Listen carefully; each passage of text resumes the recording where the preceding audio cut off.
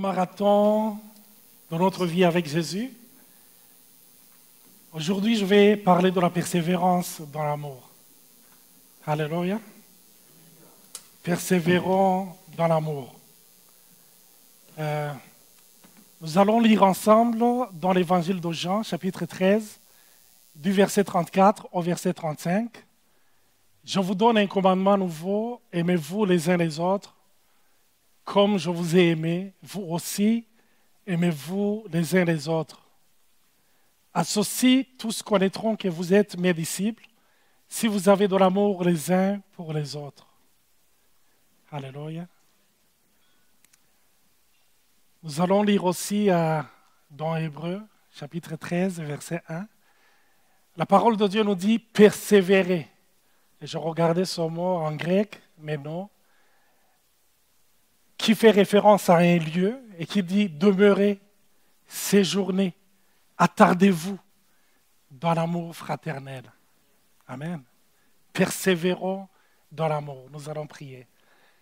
Merci papa, merci pour cette belle opportunité de pouvoir apporter ta parole. Je prie que ton esprit traduise ce que je vais dire et que chaque personne qui est ici sente que tu lui parles. Je te le demande au nom de Jésus. Amen. Alléluia. Amen. C'est bon. OK. Donc, on est dans la thématique. Là où on parle de la persévérance, on parle du marathon. Et le texte que j'ai choisi ce matin, c'est un texte qui me parle parce que je suis tellement touché par l'amour de Dieu. C'est l'amour de Dieu qui fait qu'aujourd'hui je suis devant vous. Et c'est l'amour de Dieu qui fait qu'aujourd'hui vous soyez devant moi. C'est Jésus qui nous a réunis. Si nous nous sommes rencontrés, c'est à cause de son amour. Et là, on voit, c'était la dernière nuit que Jésus va passer avec ses disciples. Et comme il s'en va vers sa destinée, vers sa mission finale, qui est de mourir pour son Église, ses enfants, il va leur porter un discours. Et le discours qu'il va leur adresser, c'est un discours qui est tellement profond, qui est tellement bon. Et parmi ce grand discours, à partir, je pense, du chapitre 13 jusqu'au chapitre 17, il va leur parler de plusieurs sujets. Mais aujourd'hui, on va voir qu'il va leur parler de l'amour. Il dit, l'amour que vous allez porter les uns pour les autres va démontrer à tous que vous êtes réellement mes disciples. Et qui est disciple? Un disciple, c'est celui qui s'assoit au pied du maître, qui écoute son enseignement, qui ne reçoit pas seulement la théorie, mais qui met aussi en pratique ce que le maître lui a enseigné.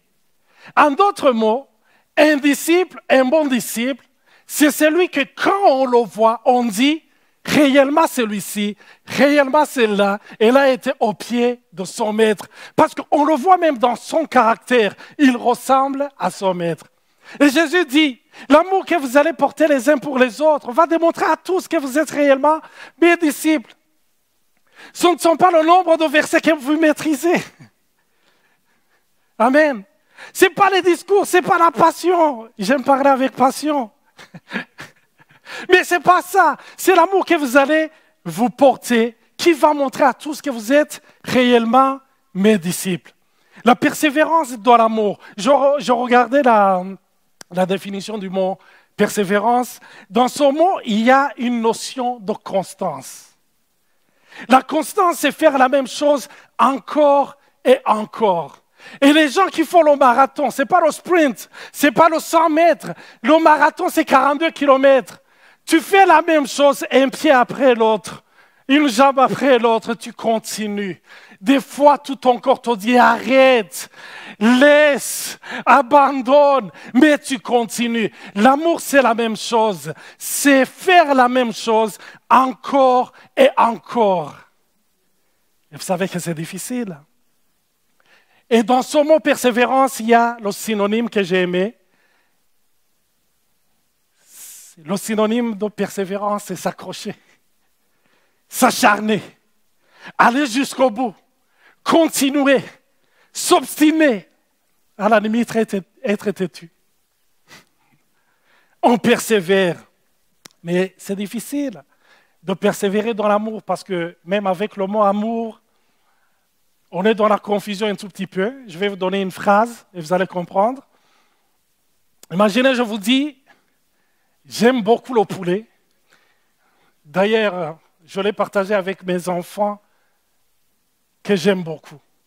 Donc, dans la même phrase, je viens de dire que j'aime le poulet et que j'aime mes enfants. Mais le poulet et les enfants n'ont pas le même sort. Alors que les deux, je les aime. Parce que quand on utilise le français, c'est le mot amour qui revient. Et même dans ma langue maternelle, en Kirundi, c'est gukunda, ndakunda. C'est la même chose. Ndakunda, ma femme, et ndakundi hoko. J'aime le poulet, j'aime ma femme, c'est le même mot. Mais dans le grec, il y a comme 3 mots qu'on utilise pour parler de l'amour. Il y a Eros, c'est l'amour charnel qui vient du désir. Et il y a Philéo, c'est l'amour amical. Même philos, ça signifie ami. Mais Jésus nous parle de l'agapé, agapéo. C'est cet amour qui est désintéressé. C'est l'amour qui est inconditionnel. Et vous savez, c'est un amour qui est divin. C'est un amour qu'on n'a pas naturellement. Mais c'est un amour que le Saint-Esprit lui-même nous communique. Mais il faut se poser la question. Pourquoi avons-nous été créés? Pourquoi pensez-vous que vous êtes ici sur terre? Dieu nous a créés pour refléter sa gloire. Dieu nous a créés avec la volonté que chaque homme et chaque femme qui se retrouvera sur terre soit son porteur ou le porteur de son image. Que chaque fois que je te rencontre, que j'ai le goût de connaître celui qui t'a créé. Parce que tu es le bon parfum qui me communique, c'est lui avec qui tu es. Et c'est pour cela que j'aime cette semaine de jeûne et de prière. Pas une semaine de régime. Une semaine de jeûne et de prière. C'est un bon moment de rechercher Dieu et d'être touché par sa présence. Et plus nous fixons nos regards sur lui, la parole de Dieu nous dit, plus nous sommes transformés en son image et cela de gloire en gloire. Alléluia. Donc, la volonté de Dieu, c'est que quand nous sommes ici, nous soyons ses représentants ou nous soyons ses ambassadeurs. Les ambassadeurs, partout où ils se retrouvent, ils sont là pour vulgariser la culture de leur pays, montrer comment leur pays agit, leur langue, leur culture, leurs coutumes. Et c'est la raison pour laquelle Dieu nous a laissés ici. Et Jésus, il vient, il nous sauve, non pas pour nous amener au ciel. Parce que si c'était sa volonté de nous amener seulement au ciel, le jour où tu dis, Jésus, je t'invite dans ma vie, je te donne ma vie, sois le Seigneur et le maître de ma vie, sois le sauveur de ma vie, ce jour-là, tu mourrais. Mais ce n'est pas ce qu'il fait. Tu reçois le Seigneur, mais qu'est-ce qu'il va faire? Il te laisse ici. Pourquoi? Pour que tu sois porteur de son image. Tu as été créé par un Dieu d'amour. Tu as été créé par un Dieu d'amour. Il ne t'a pas seulement créé, il t'a créé pour déverser sur toi son amour. Et après, il t'a créé pour que tu sois le porteur de son amour. Alléluia. Nous avons été créés pour aimer. Nous avons tellement été créés pour aimer que même Jésus, en s'adressant à ses disciples, il va dire dans Matthieu, chapitre 5, verset 44, « Mais moi, je vous dis, aimez vos ennemis, bénissez ceux qui vous maudissent, faites du bien à ceux qui vous haïssent, et priez pour ceux qui vous maltraitent et qui vous persécutent. » Est-ce facile? C'est très, très difficile. C'est quasi même impossible. Mais pourquoi il dit ça? Parce que c'est pour ça que vous avez été créés. Nous avons été créés pour aimer. Que Jésus nous dit même face à vos ennemis, même face aux gens qui ne vous aiment pas, il faut les aimer. Parce qu'on ne va pas demander au frigo de réchauffer les choses qu'on met dedans. On demande au frigo, on s'attend à ce que le frigo refroidisse les choses qu'on met dedans. Dieu ne s'attend pas à ce que vous haïssiez les gens. Dieu s'attend à ce que vous aimiez les gens. Parce que c'est pour cela qu'il vous a créé. Et votre ADN, c'est l'amour. Alléluia. Amen. Mais cet homme et cette femme que Dieu va créer pour aimer va se rebeller contre Dieu. L'homme qui est créé à la base pour déployer la gloire de Dieu, pour être le porteur de son image, il va porter l'opposé de l'image de Dieu. Et l'homme vit dans un chaos. Il vit avec un sentiment de danger. Sa vision est devenue déformée. L'homme créé pour aimer devient égoïste. Il pense à soi. Il ne pense jamais aux autres. Et même s'il pense aux autres, c'est parce que les autres vont servir à son intérêt. On ne voit plus les gens comme des créatures de Dieu, mais on les voit comme des dangers ou soit des opportunités pour atteindre nos objectifs. Quand les gens sont perçus comme des dangers, qu'est-ce qu'on va faire? On essaie tout pour les éviter. On essaie de s'opposer à eux ou on essaie de les faire disparaître. Vous vous rappelez les disciples avec Jésus? Ils passent dans le village de Samarie et là, ils demandent à passer la nuit et on leur refuse. Et après, les disciples vont dire quoi à Jésus? Ils vont dire, ordonne qu'il y ait un feu du ciel qui descend et qui consume tout son peuple. C'est ça, parce que les gens s'opposent à nous. Oh my God, vous ne pouvez pas vous imaginer des pensées qui traversent ma tête quand je suis dans le trafic. Et qu'il y a quelqu'un qui m'occupe en priorité. Oh my God, heureusement que Dieu ne projette pas nos idées sur des murs. N'est-ce pas? Mais quand on voit les gens comme des opportunités, qu'est-ce qu'on va faire? On use des stratagèmes pour devenir leurs proches. On est prêt à donner, à se donner, à mentir, à diviser, à trahir pour les avoir auprès de nous. L'homme est devenu un loup pour l'homme. Je ne sais pas pour ceux qui écoutent les nouvelles avant la semaine du jeûne. Vous avez entendu le scandale dans la Ligue junior de hockey?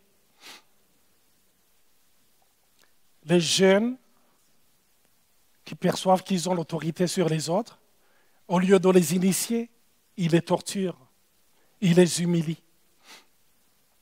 L'homme qui a été créé pour prendre soin, pour protéger, il est là pour user de son autorité, pour rabaisser l'autre, pour humilier l'autre. On peut le voir pour les gens qui sont connectés sur les réseaux sociaux. Des fois, je vois un homme politique qui adresse un discours, qui le met sur un réseau social. Et je vois les commentaires, my God. Et tu te dis, waouh, cette personne s'est réveillée le matin. Il a dit, je vais prendre le temps de déverser toute ma colère sur ce réseau social. On dirait des fois qu'on vit dans la loi de la jungle. Et vous savez, comme chez les animaux, l'odeur du sang attire les prédateurs. Et chez les humains, la faiblesse attire les prédateurs. Dans mon programme de victimologie que je viens de terminer à l'Université de Montréal, je lisais une des statistiques qui m'a fait froid au dos, qui disait que les filles qui ont été agressées sexuellement, ils ont entre 3 et 9 fois plus de risques de se refaire agresser une autre fois.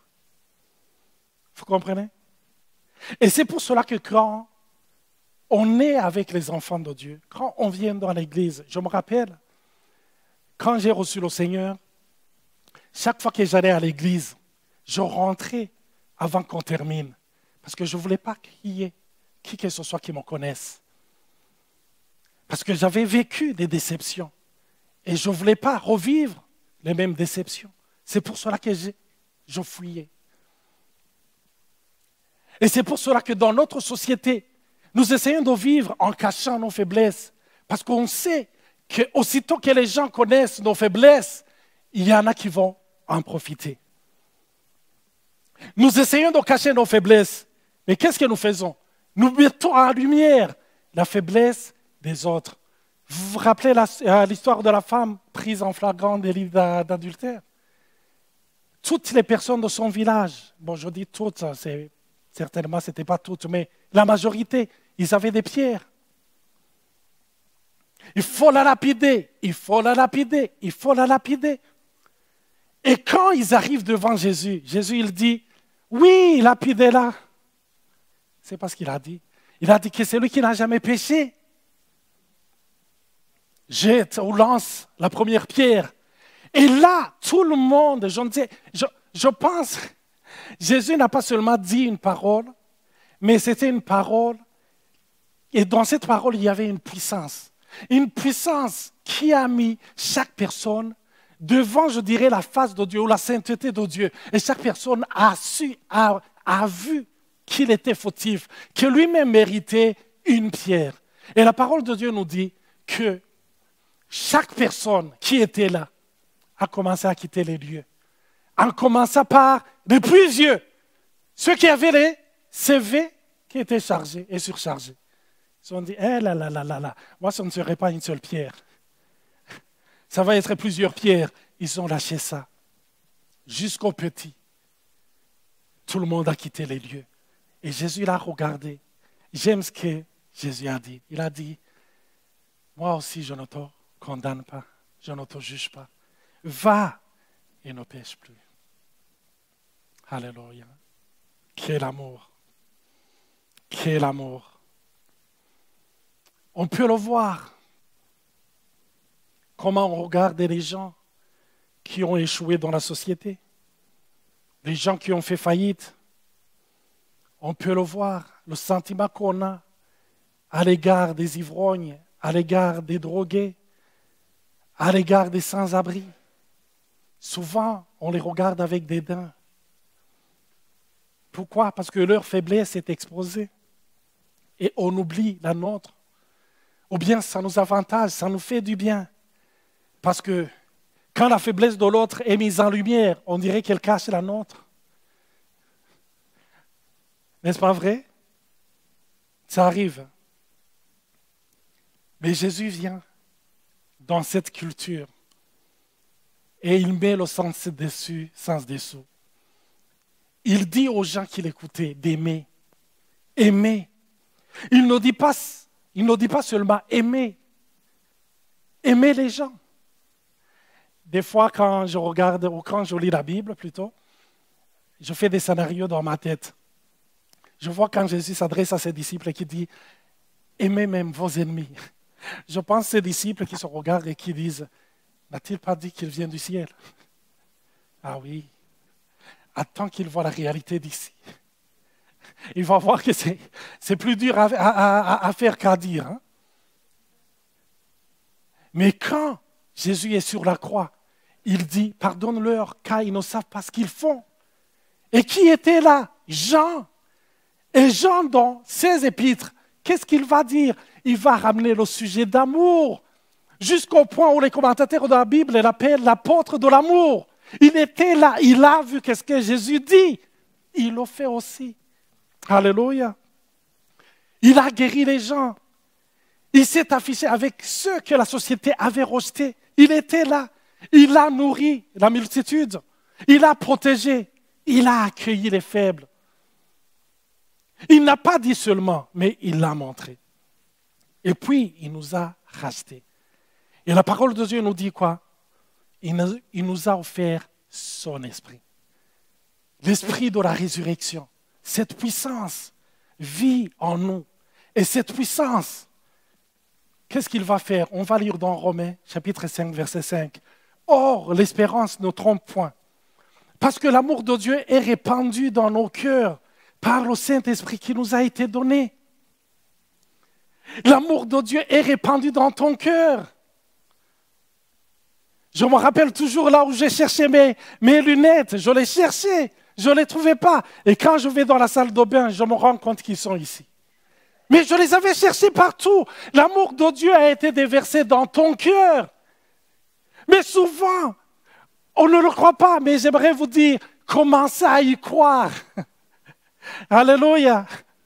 Amen. Imaginez Pierre quand Jésus lui dit, sors de l'eau, viens.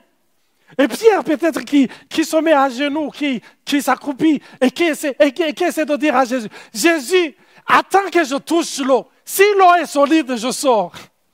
Non, Pierre il a sorti sa jambe. Et quand son pied a touché l'eau, c'est là où le miracle s'est passé. C'est quand nous commençons à croire que ce que Dieu dit est véridique, que le miracle se passe.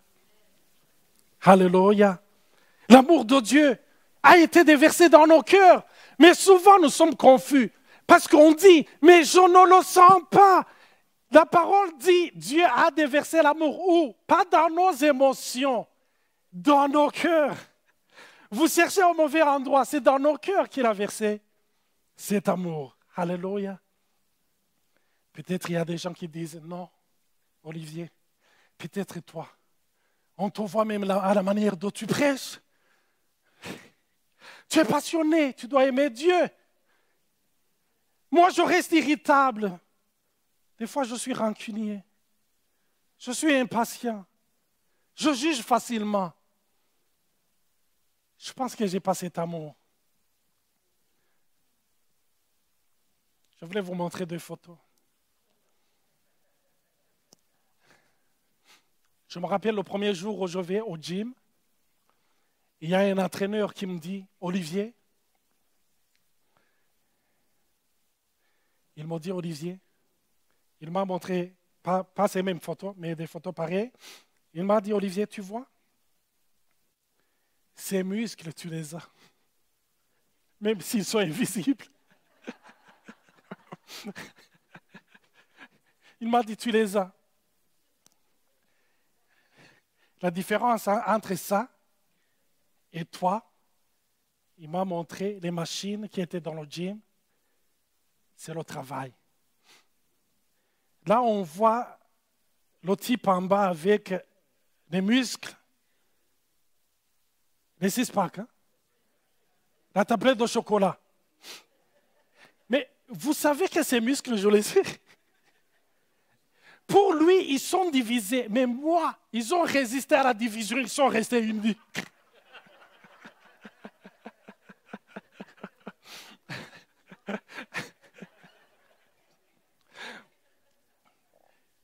Tout ça, c'est pour vous dire quoi? L'amour de Dieu est en vous. Mais comme mes muscles se développent, l'amour qui est en nous se développe. Amen. Vous savez, quand on va au gym, on essaie de soulever des poids. Mais on monte les poids. Mais les poids te font quoi? Ils essaient de te ramener. Au fond, tu te bats avec les poids. Tu exerces de force. Il y a la force physique. Mais la plus grande force que tu exerces, c'est la force mentale. Parce qu'il y a des voix qui te disent, Olivier, et souvent, quand tu vas au gym, on dirait qu'il y a des gens qui ont réussi, qui se mettent toujours à côté de toi. Ils sont déjà arrivés, tu regardes leurs muscles, et tu es découragé, tu te dis, quand est-ce que je vais arriver ici? Dans ta tête, il y a des voix qui disent, lâche, laisse. Ça fait plusieurs années, tu as essayé, ça n'a pas marché. On dirait qu'on est découragé. Mais j'aimerais vous dire, c'est possible, on va le voir. Alléluia. C'est la même chose avec les gens. Il y a des gens qui ne sont pas facilement aimables. Et vous savez, ces gens ne sont pas loin. C'est tout près de nous, dans nos familles. Et si vous ne voyez pas ces gens-là qui sont moins aimables, peut-être que c'est vous.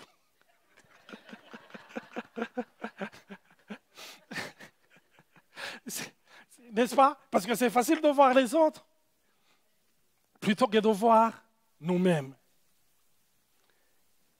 Comment persévérer dans la mort? Le Seigneur nous a donné, nous a laissé un gym.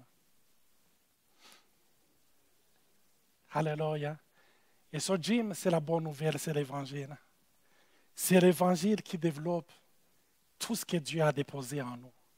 C'est l'évangile qui révèle ce que Dieu nous a donné dans son grand amour. On va le voir dans Romains chapitre 1, verset 15. Paul, il va écrire à l'église de Rome. Il dit, ainsi j'ai un vif désir de vous annoncer aussi l'évangile à vous qui êtes à Rome. Il a hâte de leur annoncer l'évangile. Alors, on se dit, mais est-ce que l'église de Rome, ils n'étaient pas sauvés? Ce n'étaient pas des gens qui avaient été convertis. Paul va dire au verset 8, là j'ai un verset, parce que le verset 15 vient après le 8. Il dit, je rends d'abord grâce à mon Dieu par Jésus-Christ au sujet de vous tous, de ce que votre foi est renommée dans le monde entier. En fait, les Romains, ils sont sauvés. Ils ont rencontré Jésus. La preuve, il dit, votre foi est renommée. Tout le monde en parle un peu partout. Mais pour ces mêmes gens qui ont déjà la foi, il dit, j'ai hâte, j'ai un vif désir de venir pour vous annoncer l'évangile, parce que l'évangile, c'est le gym qui développe ce que le Seigneur a mis en nous. Alléluia. Vous vous rappelez les premiers jours, quand vous avez entendu l'évangile. L'évangile a touché vos vies. L'évangile a transformé vos vies. Je me rappelle le premier jour où j'ai reçu le Seigneur. Je m'en rappelle comme si c'était hier. Alléluia. Je suis rentré. Je sentais que j'aimais tout le monde. 4 mois après, je vais au service militaire. Et là, je suis persécuté parce qu'on me dit, il faut que tu abandonnes ces trucs de salut, ces trucs de Jésus. Il faut abandonner. On nous mettait au milieu. On frappait, on disait, on va frapper jusqu'à ce que le bâton en bois soit fini. Mais vous pourrez dire, hey, Olivier, waouh, tu as résisté à ça. On dirait qu'il y avait 2 Oliviers. Un qui regardait l'autre et qui lui disait, mais hey, tu vas mourir là. Mais je ne sais pas ce qui s'est passé. C'est l'amour de Dieu qui nous en rend capables.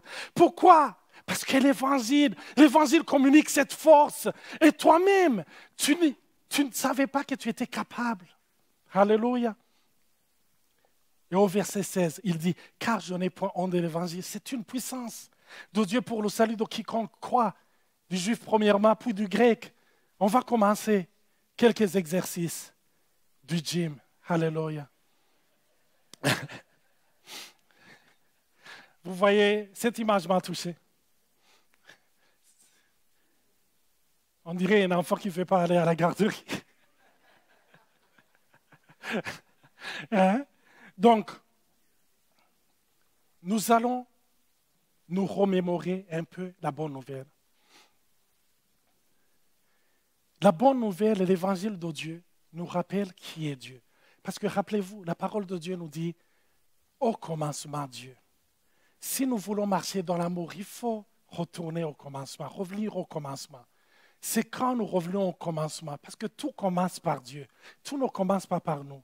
C'est quand nous fixons nos regards sur nous, que nous trouvons que nous n'avons pas assez de stock pour aimer les gens. Mais quand nous retournons, que nous voyons Dieu, c'est là où nous voyons qu'il y a assez de stock. Qu'est-ce que l'Évangile nous dit dans l'amour de Dieu? Dieu est amour. Et qu'est-ce que ça fait? Qu'est-ce qu'il a fait à cause de cet amour? Dieu aime tout le monde, même ceux que nous trouvons moins aimables. Au lieu de nous haïr à cause de notre péché, Jésus a pris notre place de pécheurs et nous a cédé sa place de bien-aimé. N'est-ce pas merveilleux? Amen. Alléluia. Et qu'est-ce que ça fait de toi? Il y a une nouvelle identité que tu as à cause de ce que Jésus a accompli. Nous devenons ses filles et ses fils bien-aimés. Quand tu vas rentrer à la maison, regarde-toi dans le miroir et dis, je suis la bien-aimée, je suis le bien-aimé du Seigneur. Alléluia. Alors qu'est-ce que je fais? Quand je reconnais mon identité, je vais aimer même ceux qui ne le méritent pas. Amen. J'aime ceux qui ne le méritent pas parce que je suis conscient que moi aussi, je suis aimé alors que je ne le méritais pas. L'évangile continue. Qui est Dieu? Dieu est juste. C'est un juste juge. Et qu'est-ce qu'il a fait? Dieu nous a pardonné tous nos péchés en Jésus-Christ, en nous, et nous a justifiés. Qu'est-ce qu'il a fait? A-t-il dit, je vais fermer les yeux pour vos péchés? Non. Il a dit, il y a quelqu'un qui va venir, qui va payer à votre place. Et maintenant, Qu'est-ce que nous sommes devenus à cause de ça? Quelle est notre nouvelle identité? Notre nouvelle identité, nous sommes devenus des femmes et des hommes justifiés, libres de toute condamnation. Regardez-vous dans le tribunal avec le juge qui frappe avec son marteau qui dit non coupable. Souvent, avant de venir prêcher, je prêche devant mes filles. Je les mets devant moi, mes enfants, parce qu'il y a un fils. Et je prêche, et je prêche, et je prêche. Et j'ai donné cette illustration et j'ai dit, imagine le juge qui dit non coupable. Et j'ai demandé, comment allez-vous vous sentir? Ah, ma fille commence à dire, mais je vais sentir des choses des pieds jusqu'à la tête. Je vais sortir en criant, en sautant. C'est ce que Jésus a fait pour vous. Alléluia. Et qu'est-ce que nous faisons à cause de ça? Nous sommes lents à juger. Si nous sommes rapides à juger, c'est que nous avons oublié qui nous a justifiés, qui nous a pardonnés. Amen. Persévérons dans l'amour. Qu'est-ce qui nous permet de persévérer dans l'amour? C'est l'Évangile. Et je suis en train de vous prêcher l'Évangile. Et comment vous sentez-vous? Bien. Amen. Je voulais vous rappeler, il vous a justifié. Nous sommes lents à condamner. Vous vous rappelez de ce qui s'est passé? On a pris un jeune qui s'appelait Étienne. Étienne, on l'a pris. On a essayé de mettre la pression sur lui pour qu'il renie Jésus. Mais il était là, il a continué à parler de Jésus. Il a continué à parler de ce que Jésus est venu faire. Il a parlé de Jésus, de sa mort. Il a parlé de sa résurrection. Et les gens étaient en face de lui. Ils avaient des pierres, des grosses pierres. Mais lui, il est en train de leur prêcher l'évangile. Il est en train de leur parler de Jésus. Mais plus il parle de Jésus, plus il se rappelle de Jésus, plus il est inondé de la reconnaissance. Et là, il commence à le lapider. Et lui, il ouvre les yeux. Dieu lui donne une vision. Il voit Jésus qui se tient debout. D'habitude, Jésus est assis à la droite du Père. Et là, il voit Jésus qui est debout. Et là, Étienne se retourne et dit, Père, pardonne-leur, car ils ne savent pas ce qu'ils font. Vous ne vous rappelez pas de cette parole? Quelqu'un d'autre qui l'a dit? Amen. Vous savez, c'est quand nous commençons à voir Jésus que l'imiter devient facile. L'Évangile nous donne cette puissance. Je pense que quand nous allons rencontrer Étienne au ciel, que nous allons dire, waouh, tu es extraordinaire. Il dira, non, non, non, non, non, non. C'est comme les muscles que vous avez vus. Il dira, mais vous savez, ce que vous avez vu, c'est ce que vous avez vous aussi. C'est ce que le Saint-Esprit a déposé en vous. Alléluia. Amen. Amen. Le Seigneur, qu'est-ce que l'Évangile nous dit? C'est le Seigneur qui règne, mais c'est le Seigneur amour. J'allais écrire le Seigneur rempli d'amour. Quand tu es rempli d'amour, Dieu est plus que ça. Il n'est pas rempli d'amour, il est amour. Je peux remplir un verre d'eau. Il va y avoir deux choses, un verre et de l'eau. Mais Dieu, il n'y a pas Dieu et amour. Dieu est amour. Et qu'est-ce qu'il a fait? Il règne, mais il est venu comme serviteur. Et ça fait, qu'est-ce que ça fait dans ma vie?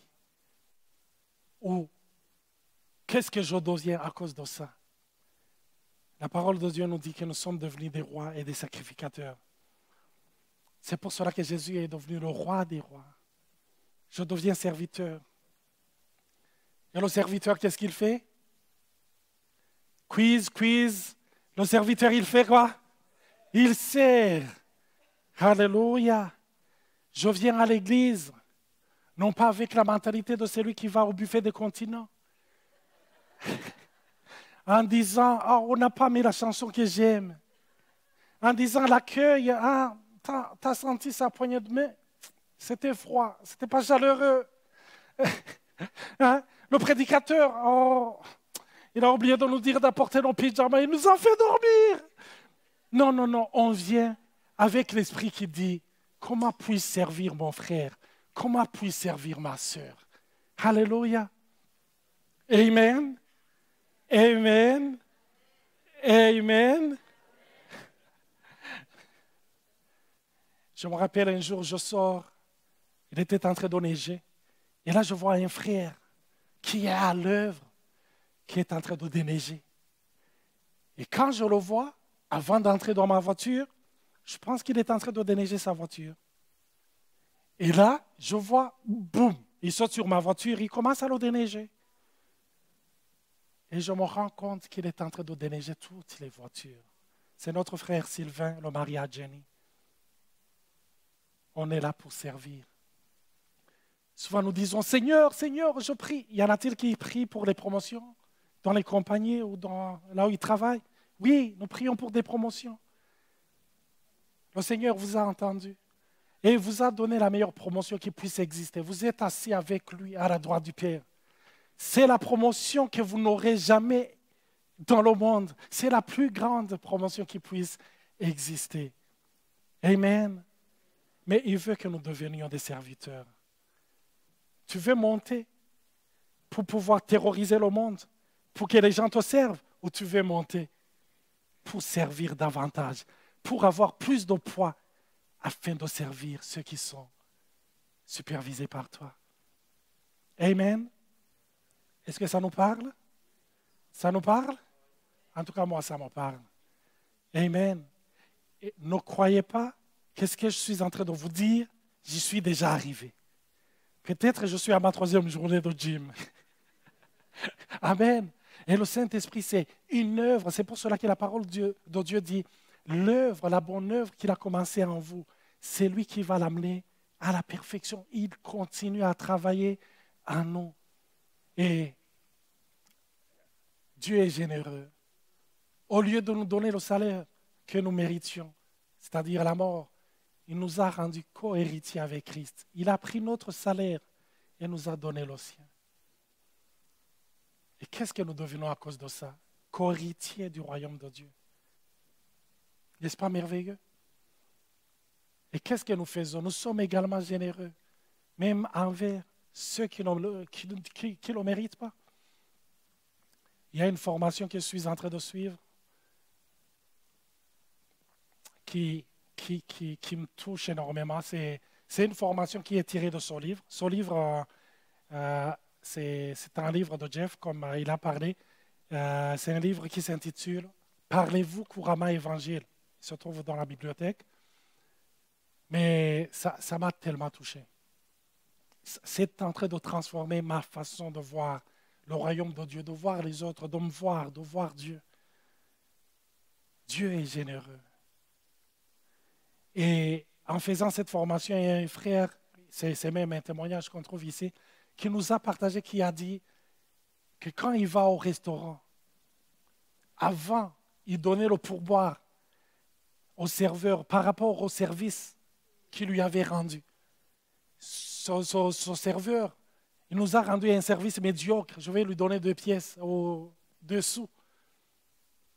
Un jour, il a donné, et ses amis ont dit, tu as vu le service qu'il nous a rendu? C'était médiocre. Et tu lui donnes autant d'argent. Il a dit, le Seigneur me donne chaque jour plus qu'un pourboire. Il a fait de moi co-héritier du royaume, alors que je lui ai rendu un des pires services. Amen. C'est l'Évangile qui nous donne la force de donner des choses que le monde ne mérite pas. Je vais terminer par cette histoire. Un homme est invité dans une maison. Je l'ai déjà raconté. Il arrive dans cette maison et là, on l'invite à table. Et quand il arrive à table, il voit que les louches qu'on utilise ne sont pas des louches habituelles parce qu'ils avaient des longues manches. Et là, on lui demande de se servir. Il va se servir la soupe. Mais il voit la louche, elle est trop longue, la manche. Il essaie de prendre la soupe, de l'amener à son assiette, mais il la met partout. Il la met partout, mais il a honte de demander comment utilisez-vous vos louches. Et après avoir vu qu'il n'y parvenait pas, il dit au maître de la maison, comment utilisez-vous vos louches? Et le maître de la maison lui dit, les louches de cette famille sont conçues de telle manière que personne ne se sert. Chaque personne est censée servir celui qui se trouve devant lui. C'est pour cela que les marches sont longues. C'est le royaume dans lequel nous sommes. Nous avons des louches longues pour servir notre prochain. Faites aux autres ce que vous voulez qu'ils fassent pour vous. Qu'est-ce qui vous rendra capable de le faire? C'est l'évangile de Jésus-Christ. Nous allons prier. Merci, Papa, pour ton amour. Merci pour ta bonté. Tu n'as pas attendu que je vienne à toi, mais c'est toi qui m'as cherché le premier. Seigneur, tu ne me demandes jamais ce que tu ne m'as pas montré en premier. Merci parce que tu m'appelles à aimer et à servir. J'ai tellement besoin de toi. Seigneur, je choisis aujourd'hui de croire que tout l'amour que je veux, tu l'as déversé en moi et tu le déverses encore en moi. Merci parce que c'est une source intarissable de ton amour que tu as mis en moi. Je vais être généreux. Je vais être au service des gens. Je vais aimer. Je vais pardonner. Mais rappelle-moi, Seigneur, combien tu m'as pardonné. Combien tu es généreux avec moi. Combien tu m'as servi. Merci, Papa. Sois béni, sois exalté. Que toute la gloire te revienne, Papa. Au nom de Jésus. Amen.